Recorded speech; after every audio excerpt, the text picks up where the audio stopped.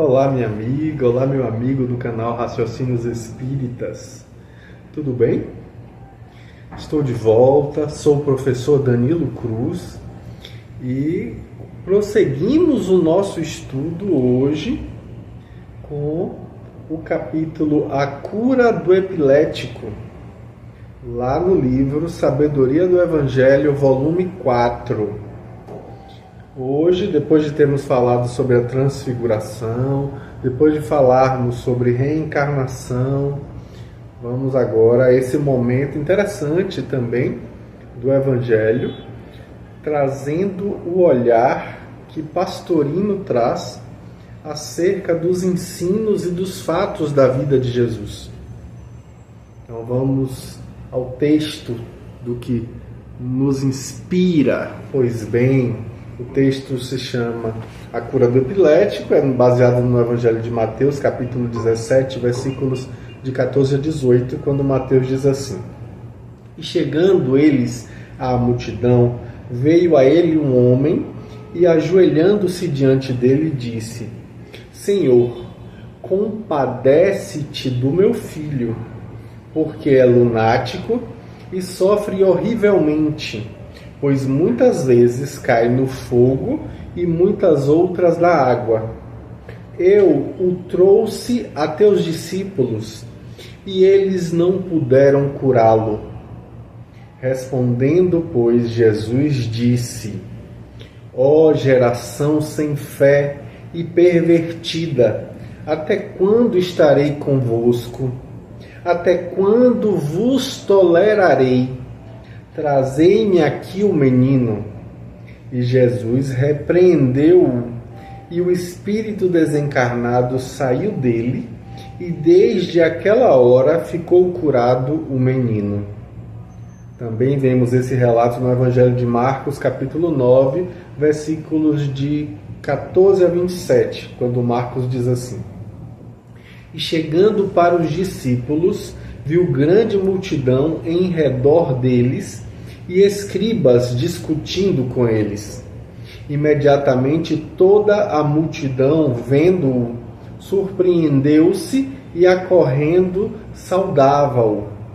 Ele lhes perguntou: Que estáis discutindo com eles? Respondendo-lhe, um dentre a multidão disse: Mestre, eu te trouxe meu filho, que tem um espírito mudo. E este, donde quer que o apanhe, convulsiona-o. E ele espuma e range os dentes e vai definhando. Roguei a teus discípulos que o expulsassem, e eles não tiveram força. Respondendo, disse-lhes: Ó geração sem fé, até quando estarei convosco? Até quando vos tolerarei? Trazei-mo. E eles lhe trouxeram. E vendo a Jesus, logo o espírito o convulsionou, e caindo no chão contorcia-se, espumando. Perguntou Jesus ao pai dele: Há quanto tempo acontece-lhe isso? Respondeu ele: Desde a infância. E muitas vezes o lançou, ora no fogo, ora na água, para destruí-lo. Mas, se podes alguma coisa, compadece-te de nós e ajuda-nos. Disse-lhe Jesus: Se podes, tudo é possível ao que crê. Imediatamente o pai do menino exclamou: Creio, ajuda a minha incredulidade.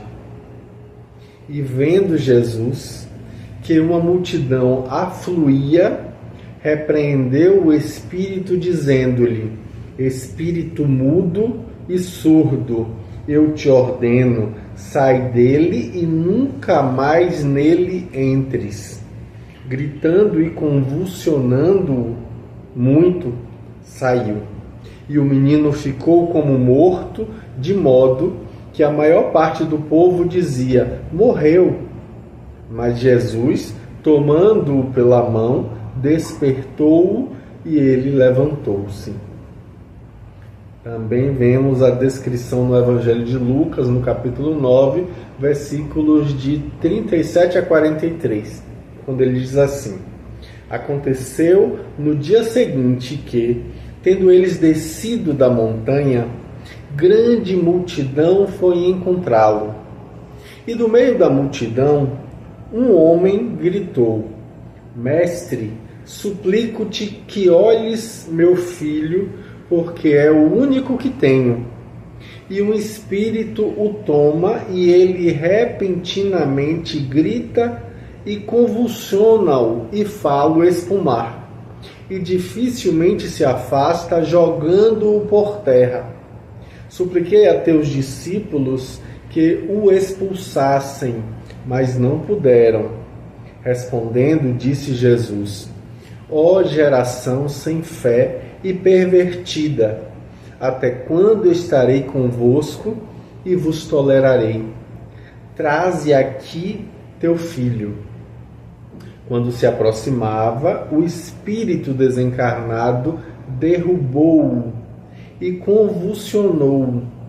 Mas Jesus repreendeu ao espírito atrasado, curou o menino e entregou-o ao Pai. E maravilharam-se todos da grandeza de Deus. Pois bem, interessante esse episódio, né? Nesse episódio, como o Pastorino começa comentando, Mateus e Lucas apresentam um resumo de Marcos, que narra a cena com mais detalhes, com pormenores vividos ali, reproduzindo, ao que parece, o que a memória privilegiada de Pedro conservou de fato. Seguiremos aí Marcos nos comentários que Pastorino traz, acrescentando-lhe as achegas novas que possamos encontrar nos outros dois.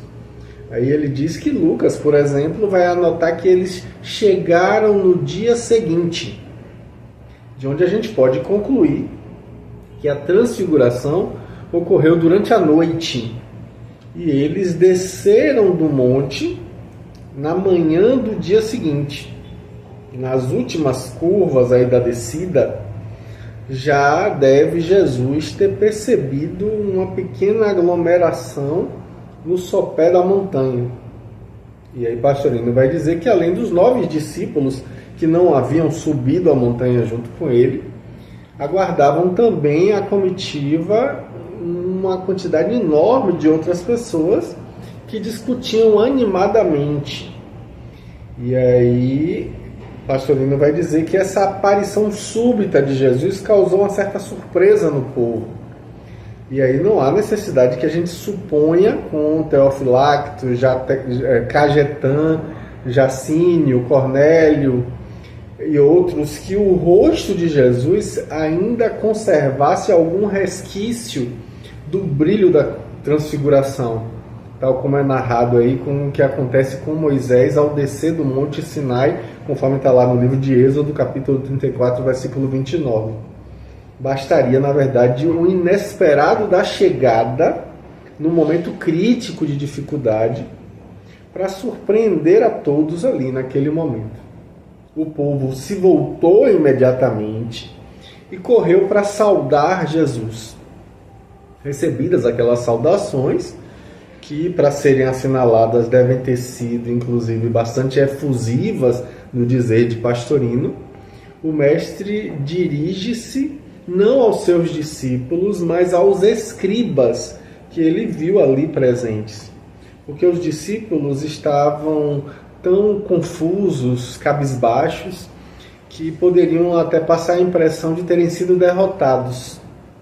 E com efeito, a gente vai ver Pastorino citando isso, muitas vezes eles haviam expulsado obsessores, sentindo-se alegres com os resultados obtidos. A gente vê isso lá em Marcos 6,13, que não conseguiam aí descobrir por que eles não dominaram este especificamente.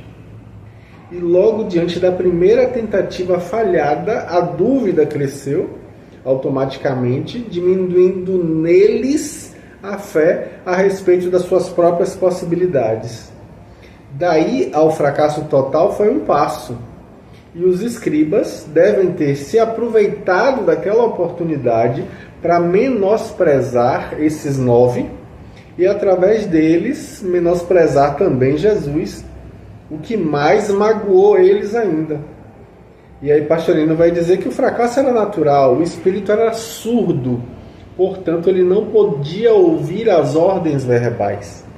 Jesus indaga da aglomeração qual era o assunto ali com relação aos seus discípulos, e aí notemos de passagem que a confiança de Jesus em seus seguidores era algo realmente muito forte.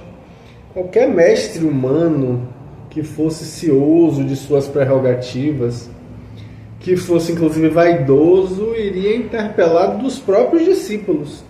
O que é que vocês fizeram na minha ausência, sem a minha ordem?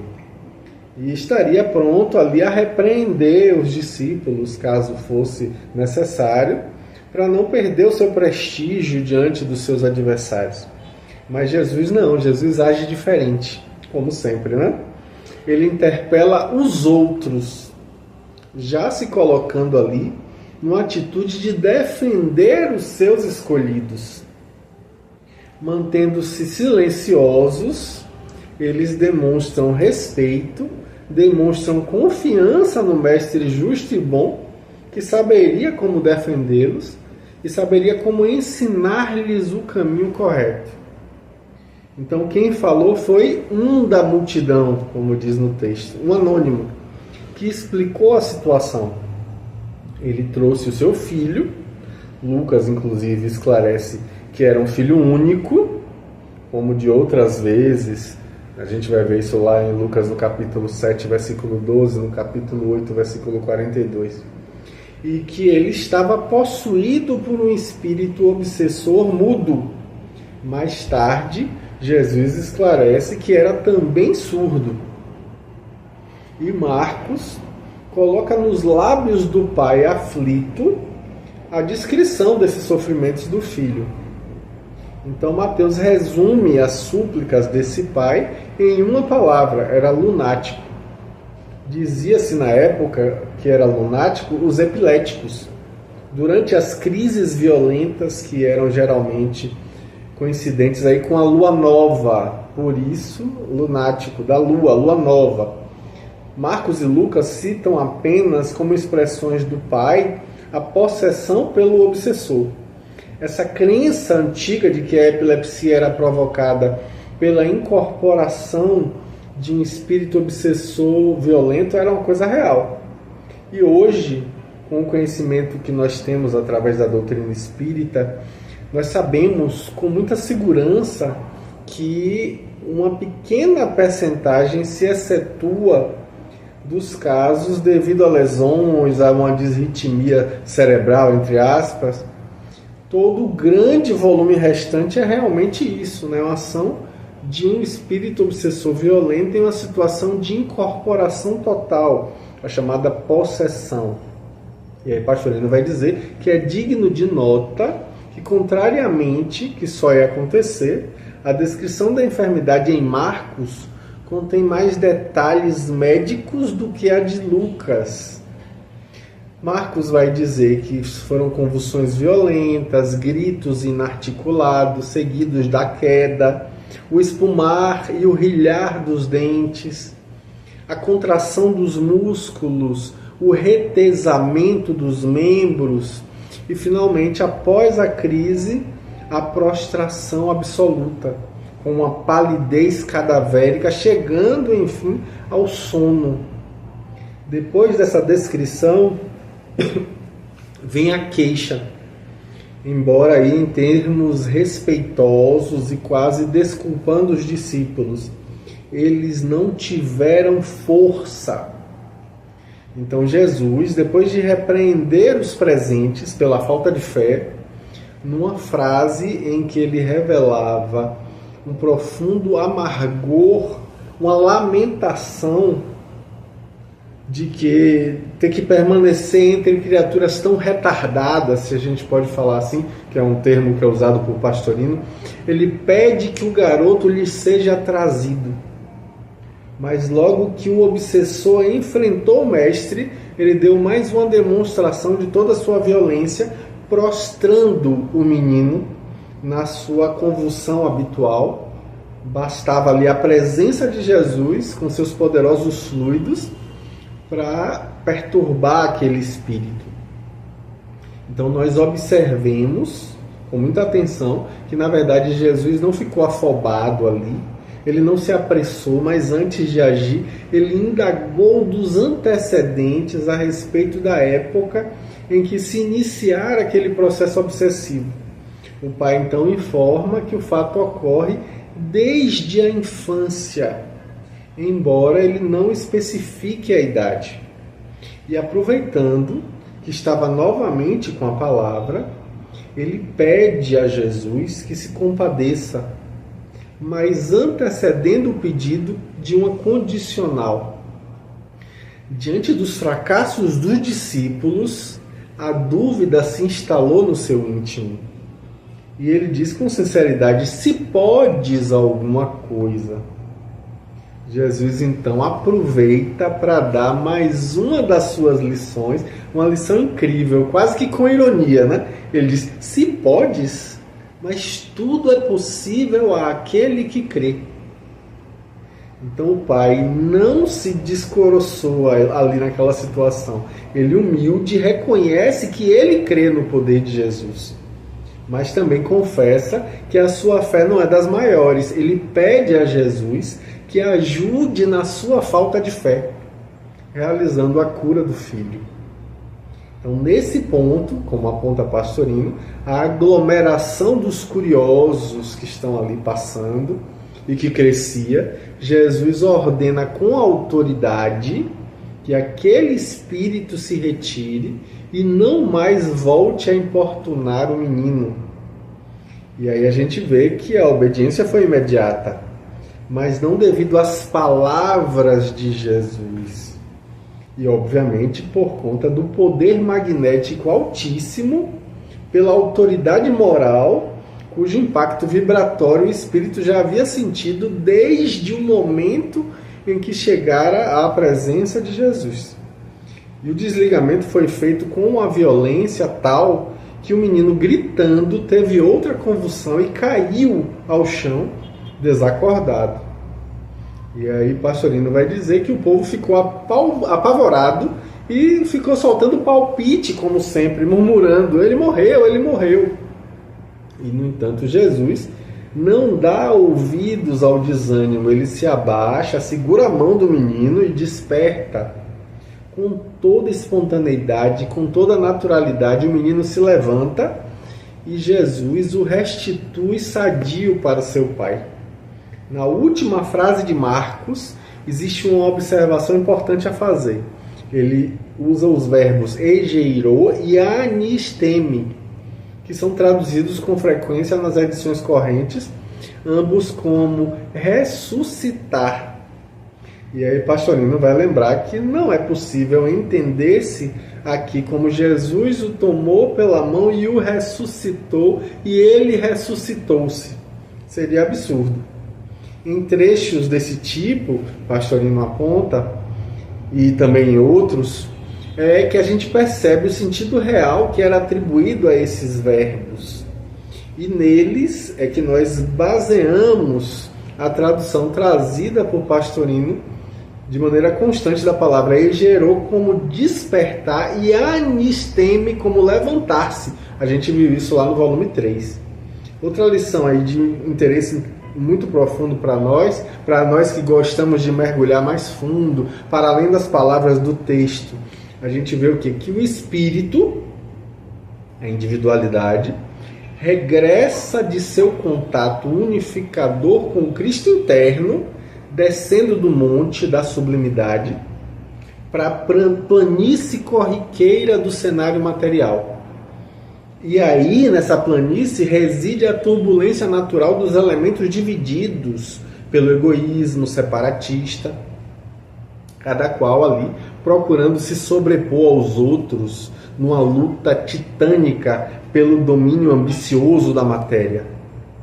Mas aí, ao reentrar na personagem, ou seja, na personalidade, o intelecto e as emoções acham-se descontrolados pela temporária sublimação do espírito e da mente espiritual. O próprio intelecto, dividido em si mesmo pela dúvida, os discípulos versus os escribas, perscrutados ali como oficiais das minúcias escriturísticas e dissecadores da letra, raciocinam de maneira insegura, trazendo falta de crença, negação, não conseguindo dominar as emoções. E essas emoções foram invadidas pelas forças antagônicas da matéria. Só o espírito, com E maiúsculo, com sua elevação e sobretudo com sua fé, que é a segurança, a fé que ele tem em seu próprio poder divino, alcança a supremacia absoluta para conseguir apaziguar tudo. Esta é uma das interpretações cabíveis na narrativa dos evangelistas. E aí Pastorino vai dizer que, entretanto, pormenores elucidativos para outros níveis de evolução também existem. Quando, por exemplo, nós aplicamos a lição aos casos comuns da humanidade, em que as criaturas ainda não atingiram esse casamento místico, esse esponsalício místico, nós podemos considerar o episódio como sendo desligado do trecho anterior, constituindo ali uma lição isolada. Teríamos aqui o símbolo das criaturas que são ainda presas, indefesas das forças negativas do antissistema, ou seja, do materialismo. O quadro é bem descrito. O intelecto, embora não amadurecido ainda e ainda vacilante em sua fé, Cipodes já aprendeu que a prece é o poder mais eficiente para ajudar a criatura em qualquer circunstância. E por isso, ao perceber que a sua personalidade, a sua personagem, o seu filho único, está sofrendo os embates das paixões, decide-se aí buscar o socorro para libertá-la das garras monstruosas e torturantes dos vícios. E aí no próprio texto, o Pastorino vai apontar, nós podemos perceber duas interpretações desse socorro. A primeira é: o socorro é buscado fora de si, com os discípulos e seguidores de doutrinas religiosas, os quais, por falta de fé, não conseguem libertar a criatura dos hábitos arraigados, dos vícios, até que, voltando-se para a divindade em prece sincera, embora ainda vacilante, obtém a libertação. E a segunda interpretação é: o socorro é buscado em si mesmo. Os discípulos representariam aí, neste caso, as dificuldades da alma, o psiquismo superior, a força de vontade, a persistência e a mentalização. Sendo, porém, incapazes de frear e manter ali as emoções de maneira dócil, que sempre se rebelam, é-lhe concedido, por causa da boa vontade sincera, o contato com a individualidade subjacente, que é simbolizada aí por Jesus. Esta, o Espírito com E maiúsculo, assume o comando e ordena categoricamente o reequilíbrio. E isso refaz aos órgãos atormentados e enfraquecidos, nas palavras de Pastorino, e aí restituem ao Pai, ou seja, o intelecto, uma personagem restabelecida. A personalidade restabelecida é o filho curado. Por aí nós verificamos quantas lições podem ser aprendidas num único trecho, dependendo aí do nível evolutivo da criatura a que se aplica esse tipo de ensinamento. Observando aí certos pormenores, nós verificamos que o impacto emocional é realmente surdo à voz interior da consciência, e mais ainda à própria vontade, quando ela é desligada do espírito, que as emoções ludibriam, recaindo sempre nos mesmos vícios, sempre nos mesmos defeitos. Acima de tudo, quando estes vêm acompanhando a criatura desde a infância, que aí Pastorino vai dizer que isso pode ser compreendido como sendo de uma vida atual ou desde muitas existências, desde a infância do espírito. E aí Pastorino continua dizendo que ser mudo aí é a característica daquele que não fala, que não avisa, quando leva ao abismo dos fracassos, muitas vezes intempestivamente, causando aí quedas na água e no fogo, jogando por terra, jogado ali na terra. E aí Pastorino vai dizer que essa exclamação queixosa de Jesus, até quando estarei convosco, vai exprimir o apelo veemente e angustioso da individualidade que quer ver-se livre do peso da matéria, do abaixamento das vibrações que constrangem, além de expressar também a verdade da letra, né? Um espírito de escol, preso entre criaturas atrasadas ali, involuídas ainda, né? Evolutivamente inferiores, dominadas pelo egoísmo, pela materialidade, fascinadas pela ambição, interdevorando-se em ódios mesquinhos.